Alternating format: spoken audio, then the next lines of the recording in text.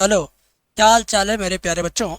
आज की वीडियो आपके लिए इतना खास होगा कि जितना खास अब तक कोई वीडियो नहीं हुआ था, क्योंकि आज की इस वीडियो के अंदर मैं आपको वो क्वेश्चन बताऊंगा, वो चैप्टर बताऊंगा जो आप देख करके परेशान होते हैं।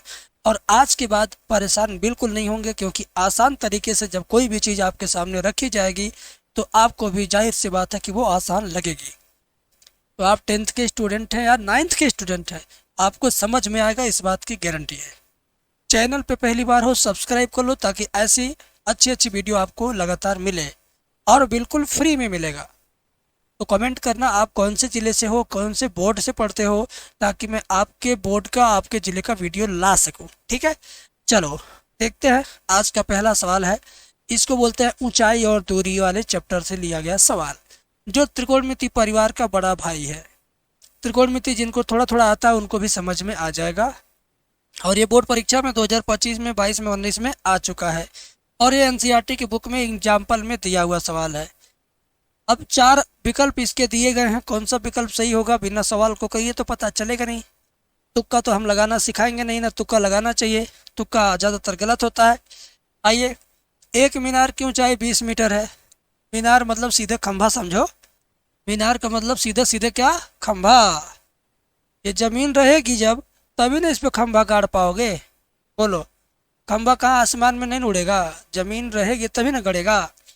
तो ये जमीन पहले बनाइए, फिर उसमें एक खंभा गाड़िए, तो समझिए कि आपने मीनार खड़ा किया। फिर क्या हुआ, जमीन पर बनने वाली इसकी छाया की लंबाई 20 कड़ी में 3 मीटर है। यानी समझ लो सूर्य भगवान यहीं पर चमचमा रहे हैं, और ये जो मीनार है इसकी परछाई यहीं पर है। ऐसे ऐसे जो टेढ़ा टेढ़ा टेढ़ा टेढ़ा टेढ़ा टेढ़ा टेढ़ा टेढ़ा टेढ़ा टेढ़ा टेढ़ा टेढ़ा टेढ़ा टेढ़ा टेढ़ा टेढ़ा इसकी जो छाया आई है ना मीनार की, इस छाया की लंबाई 20 कड़ी में 3 मीटर है। उन्नयन कोण का मान क्या होगा। उन्नयन मतलब जमीन से खंभे के ऊपरी सिरे को देखने पर जो कोण यहाँ बनेगा उसी को कहेंगे उन्नयन कोण। उन्नयन कोण को थीटा मान लेंगे, और इसी थीटा का वैल्यू आपको बताना है। तो इसका नाम दे दीजिए ABC, नाम दे दिया आपने।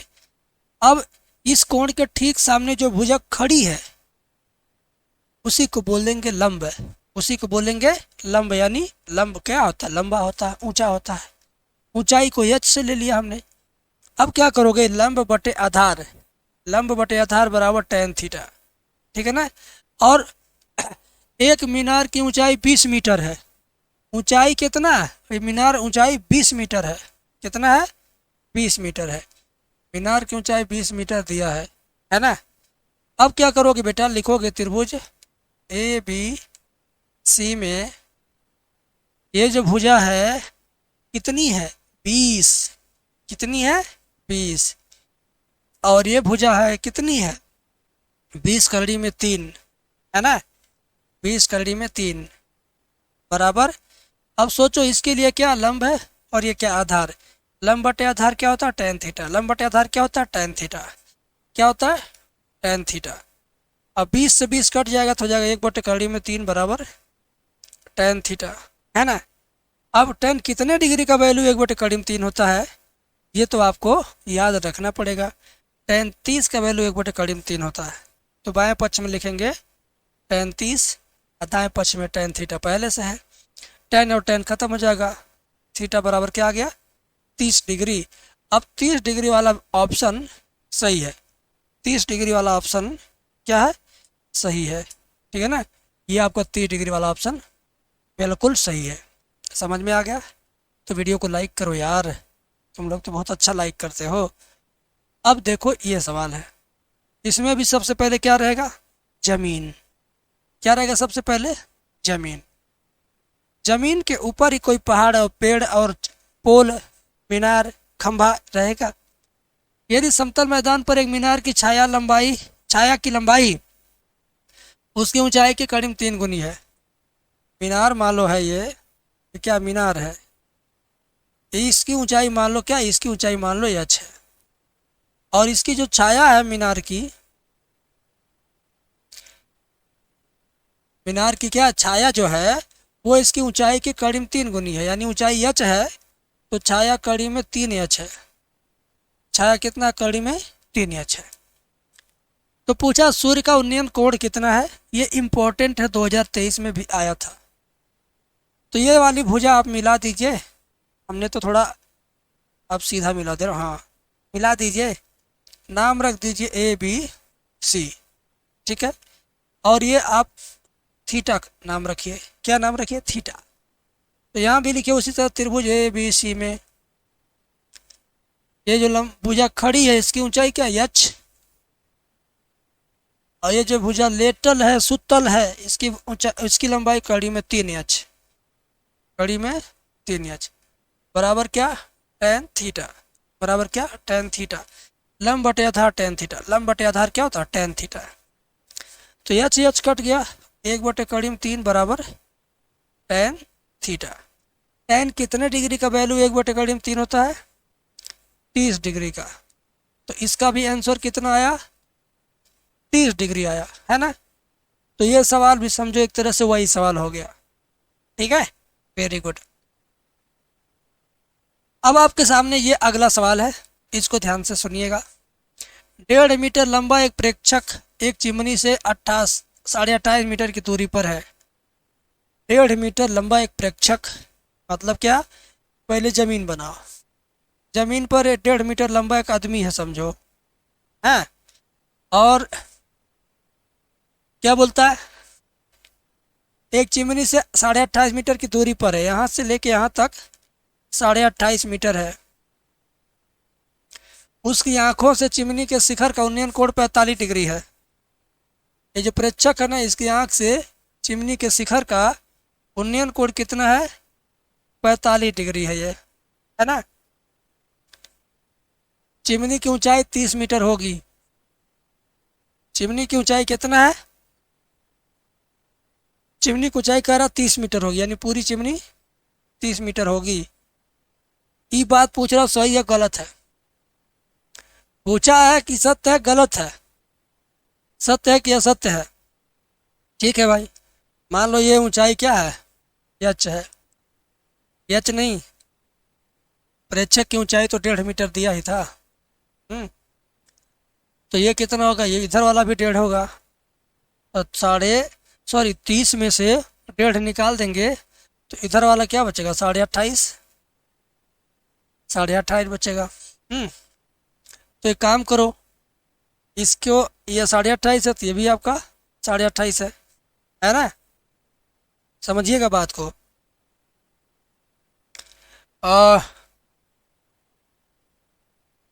ये 1.5 है, 1.5 है, 28.5, ये दोनों भुजा अगर बराबर है तभी तो 45 डिग्री है, यानी ये भी आपका कितना बनेगा, 28.5 है। पूरा 30 में से 1.5 घटा देंगे तो ये 28.5 बन गया, 28.5 एकदम सत्य है, ये वाला सत्य है, ठीक है। आपको बहुत बढ़िया छींक आया मुझे आपको समझ में नहीं आया होगा कि ये सत्य कैसे हुआ। देखो ऊंचाई 1.5 इधर दे दिया है, पूरा 30 दे रहा है, ये 28.5 आ गया, ये 28.5 आ गया, नीचे दूरी 28.5 था ही, ये 28.5, ये 28.5। तो अगर आप ये कोण निकालिए 45 डिग्री आता है तो समझ लीजिए कि सही है। कोण भी पहले से 28.5 दिया है, सब कुछ तो सेट है, इस नाते निकालना कुछ है नहीं, ये ऑलरेडी निकाल के दे दिया है, ऑलरेडी इसने निकाल के दे दिया है, सत्य है, ठीक है। आइए अगला सवाल करते हैं। देखिए चित्र में बिंदुओं ओ तथा P से देखने पर अवनमन कोणों की माप क्या होगी, है। अच्छा, बिंदुओं A तथा P से देखने पर अवनमन कोण की माप क्या होगी, ये आपको बताना है, ठीक है।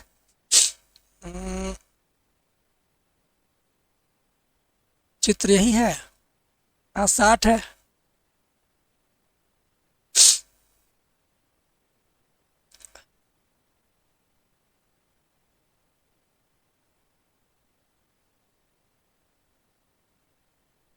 ओ का बिंदु ए तथा P से देखने पर अवनमन कोणों की माप क्या होगी, 90 डिग्री है वो।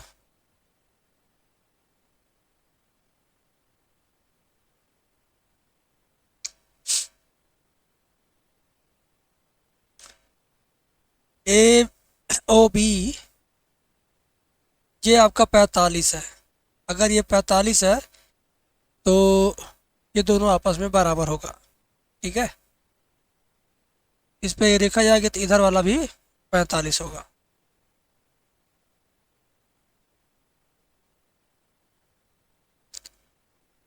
और ये 60, ये 90, तो ये कोड कितना होगा? POQ।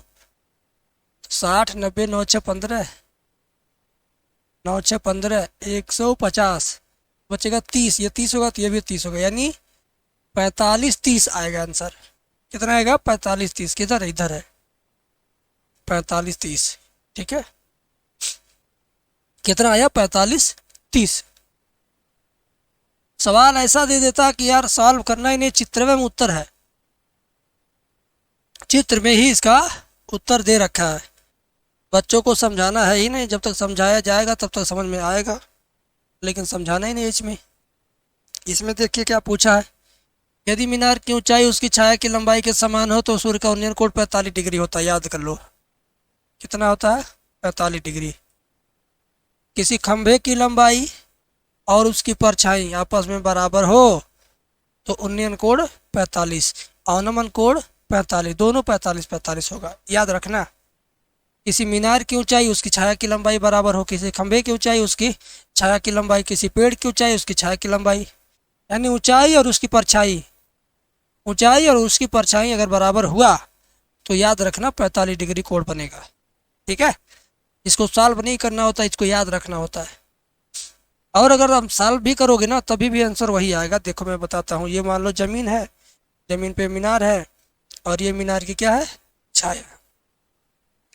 छाया और ऊंचाई दोनों बराबर है मान लो, तो ये मान लो ये अच्छा है तो ये भी अच्छा है, तो त्रिभुज में नाम रख दो ए बी सी में। त्रिभुज ए बी सी में क्या होगा? ये कोण थीटा कर दो। ठीक है ना, त्रिभुज ए बी सी में तो ये वाली भुजा एच, बी सी बटे ए बी, बी सी बटे ए बी, बी सी का भुजा एच है, और सॉरी लंब बटे आधार हो गया ना, ये लंब है और ये आधार है। लंब बटे आधार क्या होता है? tan थीटा होता है। बी सी की जगह पर बी सी का मान क्या है? एच, और ए बी की जगह पर ए बी का मान क्या है? ये भी एच है, बराबर tan थीटा, है ना।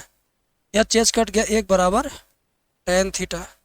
ठीक है, थीटा का tan कितने का मान? एक होता है 45 डिग्री का, तो थीटा बराबर 45 डिग्री। ये हुआ आपका आंसर। इस नाते ये सब बहुविकल्पी सवाल है, इसमें ये सब तिकड़म न करना पड़े, सीधे आंसर पता चल जाए तो टाइम बचेगा। टाइम बचेगा तो और किसी बड़े सवाल पे टाइम दिया जाएगा। इसी नाते मैंने कहा कि याद रखो। ठीक है, वैसे समझाना था तो समझा दिया, लेकिन याद रखना बहुविकल्पी सवालों में फ़ायदेमंद होता है। अब देखिए ये थोड़ा बड़ा सवाल आया, अब इसमें याद नहीं रख रहा, इसमें सॉल्व करना हर हाल में, और समझाना है हर हाल में। ठीक है, कह रहा भूमि से 60 मीटर की ऊंचाई पर एक पतंग उड़ रही है। मतलब पहले जमीन बनाओ भाई, तभी ना कोई आदमी उड़ाएगा पतंग। ये जमीन है, 60 मीटर ऊंचाई पर कोई पतंग उड़ रही है। क्या? 60 मीटर ऊंचाई पर कोई पतंग उड़ रही है जमीन से। कहाँ से? जमीन से। ठीक है,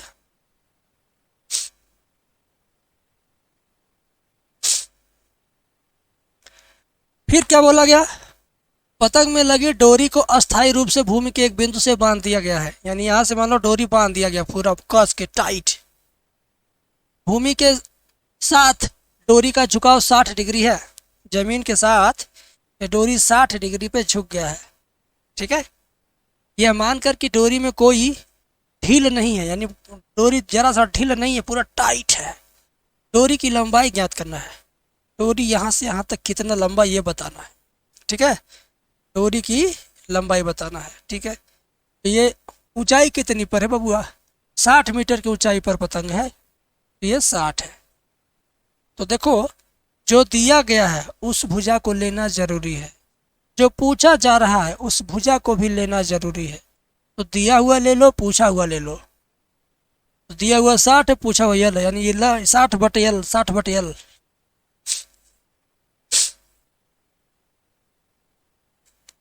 60 बटे यल बराबर क्या होगा? 60 बटे यल बराबर हो जाएगा साइन क्या? साइन 60, क्योंकि लंब बटे कर्ण हो रहा है, लंब बटे कर्ण को बोलते हैं साइन, तो साइन 60 हो जाएगा। तो 60 बटे यल बराबर साइन 60 का मान होता है कड़ी में 3/2। तिरछी तिरछा गुणा करेंगे तो यल कड़ी में 3 बराबर 60 दूना 120 है ना। तो एल बराबर हो जाएगा 120 और कड़ी में 3 चला जाएगा बटे में, ऊपर नीचे कड़ी में 3 बटे कड़ी में 3 से गुणा करिए, एल बराबर 120 कड़ी में 3 और कड़ी में 3 गुणे कड़ी में 3 केवल 3 होगा। एल बराबर 3 से 120 काटेंगे 40 कड़ी में 3, ये हुआ आंसर, ठीक है ना। 40 कड़ी में 3 हो जाएगा डोरी की लंबाई। और अगर कोई दशमलव मिलाना चाहे तो कड़ी में 3 का मान 1.732 रखे, 40 का गुणा करे तो दशमलव में भी आंसर आएगा, ठीक है। इतना ही सवाल आज की वीडियो में। अब इसके आगे के और भी सवाल है हमारे पास, लगभग 24 क्वेश्चन और है। मैं आपको सारे क्वेश्चन बताऊंगा, पहले आप कमेंट करके बताइएगा कि आपको ये वीडियो समझ में आई तो कितनी समझ में आई।